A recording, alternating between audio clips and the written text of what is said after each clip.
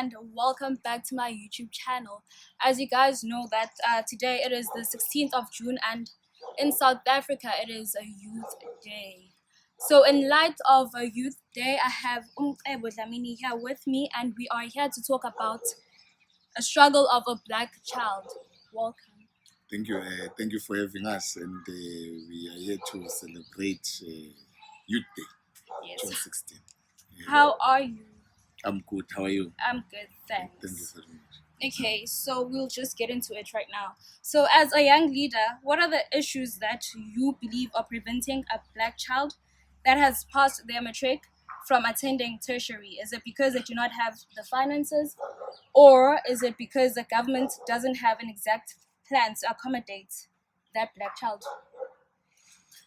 Look, the challenges that young people have in South Africa depends mainly from their background, where they come from. Because someone who comes from the township, say in Claremont, has different challenges from someone who comes from Mutu, Eshowe, Eskawini, and all these other places. So most of the problems that as black people have is poverty. Young people experience poverty in different ways. Those young people who are coming from deep rural areas who have no access to Wi-Fi and internet, because application to universities, you also need Wi-Fi, you need access for you to apply. You need a knowledge for you to apply. You also need to know what you are applying for. Some of us never knew about certain degrees when we were still in high school. So, you could say we need more of like career days at high schools. Exposure. Okay. Our people are not exposed to what universities can offer. We only know education, which is teaching. When it goes to engineering, you only know civil engineering, you know law, you know medicine and all. We have limits. We don't know about neurologists. We don't know about industrial engineering. Quite a number of degrees. Your nuclear physics, there's a lot. But our people don't know those things. But mostly it's lack of knowledge, and again it is poverty, and also that we don't have the resources. Some people have never been to Joburg. They only know Joburg through watching it in Generations on TV. Now you have to apply at University of Johannesburg. You have to apply it at VET. You have to apply at University of Pretoria. So it's mainly exposure. Okay. So, looking at the 1976 Soweto uprising, is there any difference that you see within the education sector? Like, would you give the education sector compliments in considering like conditions of what is being taught in schools, excess of resources like you just mentioned right now, and the infrastructure and sanitation? Look, I would say we have the standards have declined. Our education system is in shambles. There are a lot of problems. You go to Eastern Cape today, we still have mud schools. In 2020, we still have children who are dying in pit toilets. In KZN here, you still have schools which don't have electricity. Infrastructure is not there. No windows, no qualified teachers. Now you don't have laboratories. So the problems, I feel like government has failed to invest in education. We have failed to prioritize education. Let me make an example with Zimbabwe. Robert Mugabe might have been many things.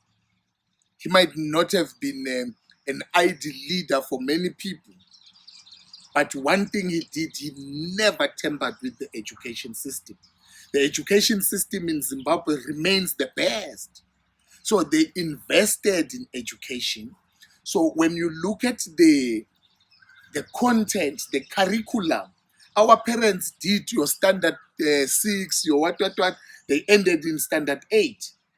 But when you engage those people with content, their level of understanding of mathematics and other things is far better than someone who has matric. So then it says there's a problem with the curriculum and the content that we absorb.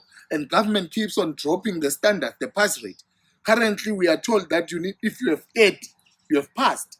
That's ridiculous. That's an insult to actually a black child, because we are saying we can't manage to get a 50. So you must drop the benchmark to 30 in mathematics. But you still have to go to university. If you go to university, the standards are not dropped. That's why our people get into university, but they don't go beyond first year. Now that you've mentioned the pass rates and all of that, would you say, because I'm sure in most cases, black people are the ones that aim for those 30% and stuff like that. So would you say the education system does not necessarily accommodate a black child? It was not designed for a black child? Or because now if you look at it like this, in schools of white and privileged schools, they have things such as academic colors, right? So obviously there they are competing and they want to be, or they want to achieve more than that 30%. And these schools care more about the school reputation. So would you say, since none of those things are necessarily being done in schools of black people, would you say like it was not meant for a black child? Well, when you look at the history of education itself, and how education has been used to maintain colonialism, and how the black people, the Negro, was deprived of education for over 200 years. So education in its a literal sense was never meant for us. 25 years ago, here in South Africa, a black man was not allowed to study maths and science. 25 years ago, you're not allowed to study those things. So we were underprivileged. We were deprived of quality education. So after 1994, we were told that no, man, now you can go to a school with white people and stuff, but the ground was never leveled. The 200 years of not, my mother never went to school. She never went beyond grade 7. So there was a time when I was in grade 9, and or in grade 7 itself, grade 7, grade 8, grade 9, she couldn't assist me with long division and equations because she never got into that level. So, but a white child whom their parents have been educated, whom their parents are lecturers, whom their parents are lawyers and accountants, has an advantage over me, because with me, I only get exposed to education when I'm at school, when I'm at home. My parents can't assist me with those things. So we are always chasing from behind. So I would say that education in its literal sense was never meant for us as black people, but we always excel. We always excel under difficult conditions that don't favor us. Because if you look at the statistics of the previous matrix results, the people who top don't come from modern schools. They come from the township, or they come from the rural backgrounds. So then you say, this is a child whom maybe is being raised by Ukoko there. He goes home on an empty stomach. Maybe he walks 2 to 5 kilometers to school. He doesn't have someone who tutors them at home than someone who has educated parents, but they still make it. So we are very strong people by nature, black people. Okay, going back to 2015, in concise, what was the main aim for the Fees Must Fall movement? You see, Fees Must Fall was Fees Must Fall was a reaction. It was never planned. There was no proper plan. There was no structure for it. But it was a reaction. Young people, black in particular, felt that they couldn't breathe anymore. They were suffocating under those spaces. They were suffocating due to racism, some of them.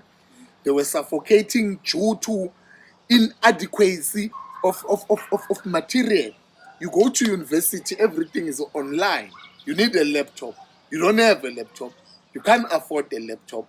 You go to university, you don't have accommodation. You don't have a place to sleep.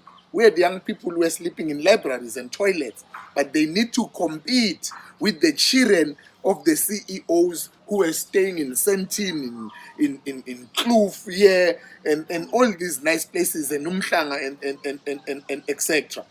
So now it was a problem of those who are already inside, who were being excluded by the system and how it is structured. Then there was also a problem from those who were outside who want to gain access. It was difficult to enter because the tuition fees and the upfront payments. At VETS, it was 9,780 registration fee. And where would you get registration fee in January? You haven't paid accommodation. You haven't paid for dining hall. It's just registration fee. It was 9,000. So a lot of people were excluded before they even access or even go to class. So those were the things. You still have to pay 12% of res. You still have to pay 12% for dining hall. So now the most black poor students were excluded financially. They were deprived of an opportunity to enter those spaces. Now, remember, I say we come from poor backgrounds. For us to even get those distinctions wasn't easy. So you have pushed yourself to say, I know I'm poor, I know I'm being raised by my grandmother, but you have a dream to say, if I can pass matric, things will be fine. Yeah. You eventually pass matric, you apply to these universities, you make it, you can't enter, you don't have the resources. You make it, you enter, you can't survive inside. Those who were inside couldn't survive. They were excluded in numbers. We used to have a saying at VETS that it says, it is, you strive to enter through the narrow door, but the gate, the exit gate is wide open. We get out in huge numbers. So what sparked Fees Must Fall were tensions. They were brewing for years. It wasn't something that was triggered for now, but it was frustration that has been happening for years because the issue of free education was never for us. We never started it. It's a struggle of our parents. We were still completing the old. It is a struggle of the 1976 generation. The issue of free education is even in the Freedom Charter. So our generation of 2015 was completing the old. To say our parents went to exile for this. We are still suffering even today. So it must end with us. It can't happen that our children will still be fighting the same struggles that their forefathers fought. Okay, let's make it personal now. What is it that you as Mcebo witnessed happening to a black child that made you, okay, you've just mentioned some of the things, that made you join the movement, and what did you hope to achieve by joining the movement? You see, remember that there was no movement. We made the movement. Okay. We made it. It was never there. The movement was solely made by the suffering of black people. We could relate. We could relate to each other's pain and suffering. Even those who could afford knew that I might not afford next year. I can afford today, but tomorrow it's me. It's the same cry that is happening now with the femicide. It is the same cry that is happening now with the gender-based violence. You might not have been violated personally, but just by being a woman in South Africa, you are saying you don't know when it is going to happen to you. So automatically, you can associate with any gender-based movement. You can relate. Or even if there is no movement formed, it gets formed automatically because women are frustrated, women are scared.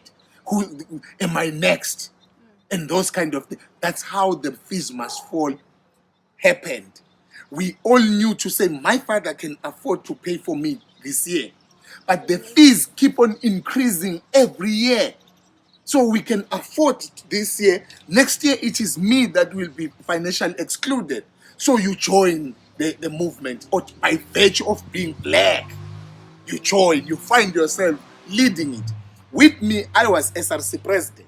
Before I was SRC president, I led residences. I was a res chairperson, one of the biggest residences. I led it for quite a number of years. So you experienced the challenges that people face and how they need accommodation, but they can't access accommodation due to lack of beds, some others due to lack of resources because accommodation is expensive. So those things make you feel the pain. When I have a bed, there's someone who's my classmate who doesn't have a place to sleep, but he must go to class, the same class with me. I study in my room at night. He can't study because he sleeps in the toilet. So we felt that these things shouldn't be happening at this time and age. And at institutions such as Wits University, University of KwaZulu-Natal, University of Pretoria, University of Free State, and University of Cape Town, because those are the big universities. But that's where we were suffering. Then we felt that if we suffer at these white universities, how much are those at MUT, DUT, Ngoye, University of Venda, University of Limpopo? How are those ones suffering because they don't even enjoy the limelight that Vets enjoys? Okay, question, since you're mentioning that. Would you say universities are prioritized with who dominates it the most? If it's more black people, it is less prioritized than Abo Stellenbosch and all of those universities. Well, look, remember that it takes us back to one question while we started, that these spaces were never meant for us. You are a university student yourself. You have seen those lecture halls, how small those lecture halls are. And you have to stand outside. You see students sitting on the floor just to attend a class. Now, that must tell you that these universities were never meant or built for this huge black influx. White people in South Africa are a minority. These lecture halls were meant for 20 to 30 students, which clearly is white people. Now, when they open the doors, black people are passing and they're entering those spaces, but these universities are not increasing. Yes, universities were never meant for us as black people. That's why even though you can enter, it is difficult to remain. You must look at the number of black people in first year and look at the number of white people, Indians in first year. And look at the same class when they graduate. The majority is white. But when you are first year, the majority is black. Nobody has asked what happened to the blacks who were majority in first year. They couldn't survive to remain inside. So those spaces, there's white privilege. The universities which were white during apartheid, which were funded, handsomely funded by government during apartheid, they are still enjoying that privilege till today. Actually, the black universities, the Bantu universities, their standard now drastically dropped. Your MUT, your Ngoye, your Mangosu, you can't go there anymore. Our parents, that's where they went. Our parents went to Teflop. Our parents went to Fort Hare. They can't take us there anymore because they are the black government. They've killed those universities. It's a shame. Medunsa. When last have you heard of Medunsa? There was a black pride. That's where all black doctors studied, nurses. Today, Medunsa is a shame. Our people are struggling to enter vets, UCT, Howard here, because we don't have our own institutions. The black government failed to build black institutions that we will pride ourselves with. VET is not for us. UCT is not for us. Stellenbosch is for Afrikaner. University of Free State is for Boers. But we have Now, hijacked those spaces because we are a majority and we are capable. now that you've mentioned some of those things, I was watching some of your videos, and you mentioned something about accreditation being lost in a Yes, university. yes. So that also goes in terms of black universities not being prioritized. Being neglected by government. Yes, they are being neglected. Mtata, Walter Sisulu, UNITRA, it used to be called UNITRA back then. It's black dominated. It's a black university in the rural areas. That's where our people are. That's where we should be pumping money to. Walter Sisulu lost accreditation for LLB. They couldn't produce LLB anymore because their standards were down. They didn't have lecturers. Quite a number. And it's a shame. That will never happen to UCT. That will never happen to UKZN here. You see, so I'm saying to you, there is a problem. There's lack. I think there's, to put it bluntly, there's self-hate as black people. We hate ourselves. We hate ourselves. We don't want to fund our own institution. I'm saying to you, by now, MUT, DUT, and Ngoye, they should be at the same level with Howard by now. Because that's where the masses of our people are. There are no foreign students in Ngoye. It's all Zulu people there. But we have neglected your own. That's where I have a problem. What do you think needs to be done when it comes to that? What is supposed to be done?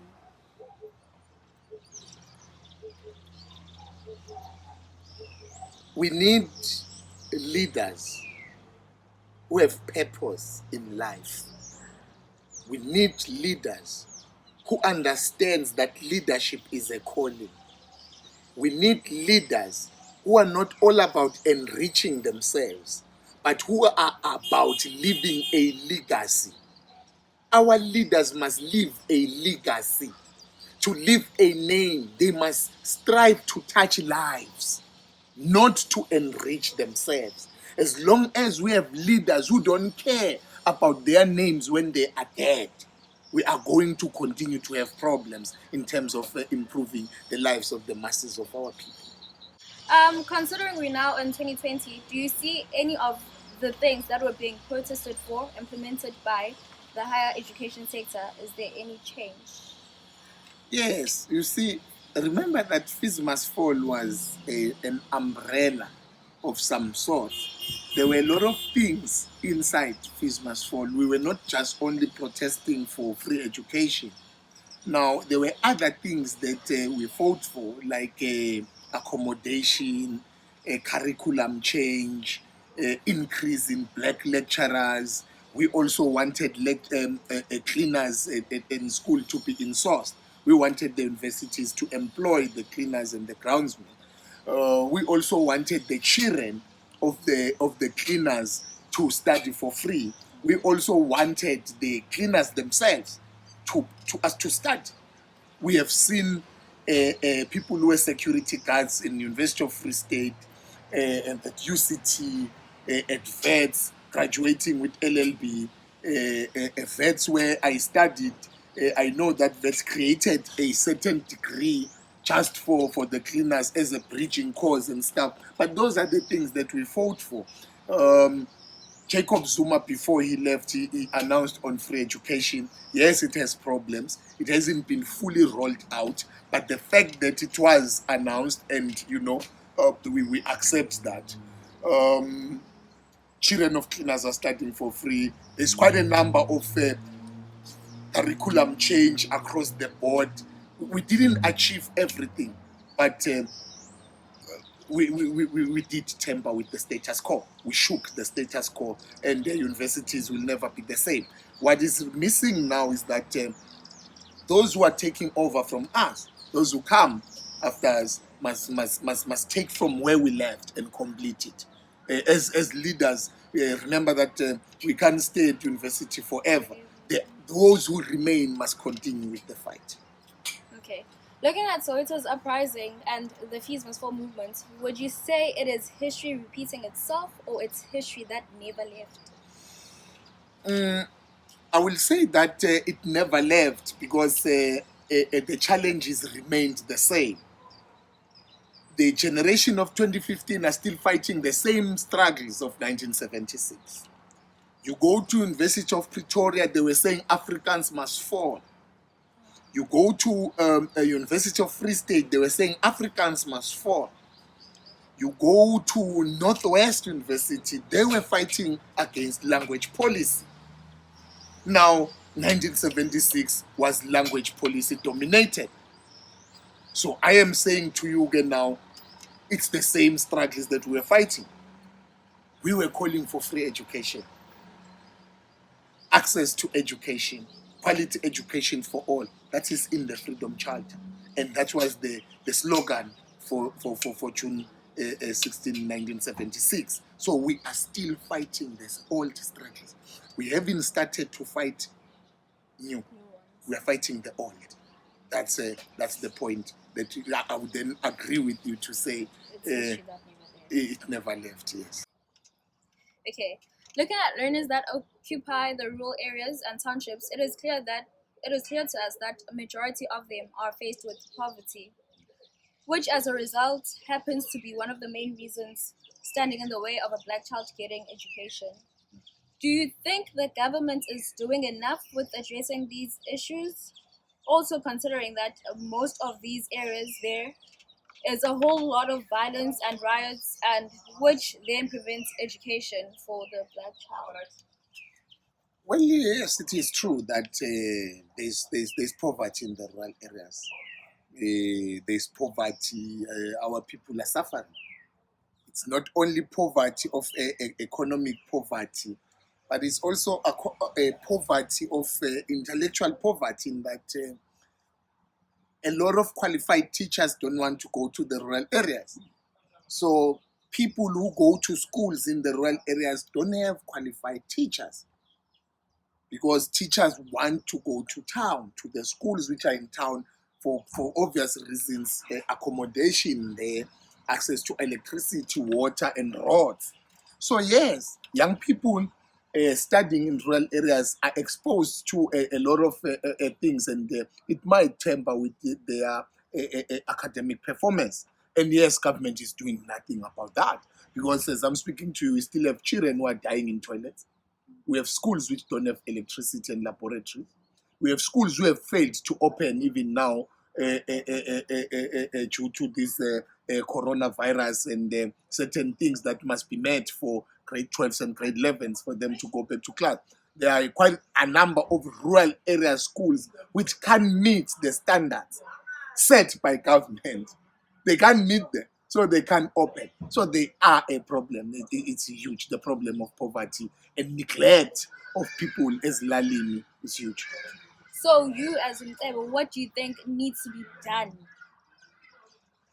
Well, young people must take over. Young people must lead. Young people must bring new ideas to the country because the country needs new ideas. We still have ministers which were ministers in 1994. They are still ministers even today. Those people are no longer adding any new value. Those people are not adding any new ideas. They don't have them. They've reached ceiling. The young must allow themselves to grow. The old must allow space for young people. Okay, since you said the young people should take over, how should they take over? What is it that they need to do to take over? They must occupy positions of power. A lot of our people are politically inclined and they are politically affiliated. They are in the EFF. They are in Inkatha Freedom Party.